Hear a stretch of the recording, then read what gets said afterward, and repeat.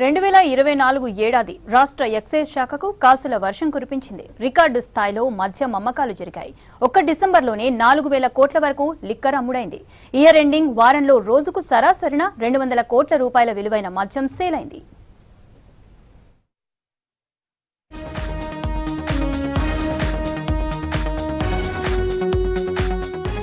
కొత్త ఏడాది సందర్భంగా రాష్ట్రంలో రికార్డు స్థాయిలో మద్యం అమ్మకాలు జరిగాయి.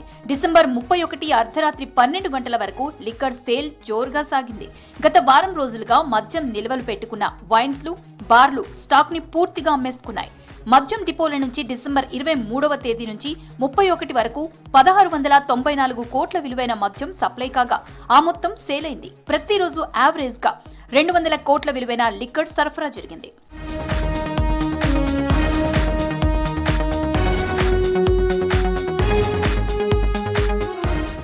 ఒక్క డిసెంబర్ నెలలోనే 3,805 కోట్ల విలువైన 38.07 లక్షల లిక్కర్ కేసులు, 45.09 లక్షల కేసుల బీర్లు అమ్ముడుపోయినట్లు ఎక్సైజ్ శాఖ లెక్కలు చెబుతున్నాయి.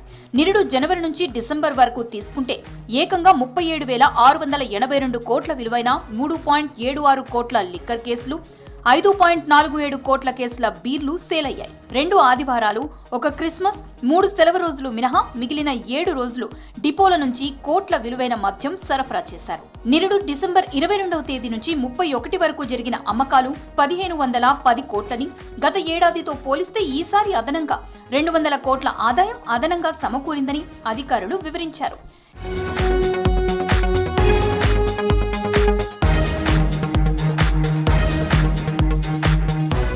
ఎక్సైజ్ శాఖ డిసెంబర్ 31న స్పెషల్ ఈవెంట్లకు అనుమతిచ్చింది. దీంతో 56.48 లక్షల రాబడి వచ్చింది. మొత్తం 287 ఈవెంట్స్ కి ఎక్సైజ్ శాఖ పర్మిషన్ ఇచ్చింది.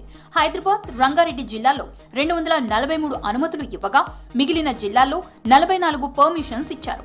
ఇక న్యూ ఇయర్ వేడుకల్లో భాగంగా జరిగిన సంబరాల్లో డ్రగ్స్, గంజాయి వినియోగంపై ఎక్సైజ్ శాఖ 40 స్పెషల్ టీంలతో తనిఖీలు చేపట్టింది.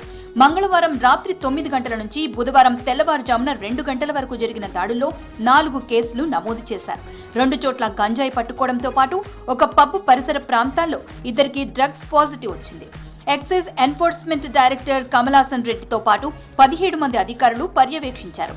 2 చోట్ల 313 గ్రాములు, 3.313 గ్రాముల గంజాయిని పట్టుకున్నారు.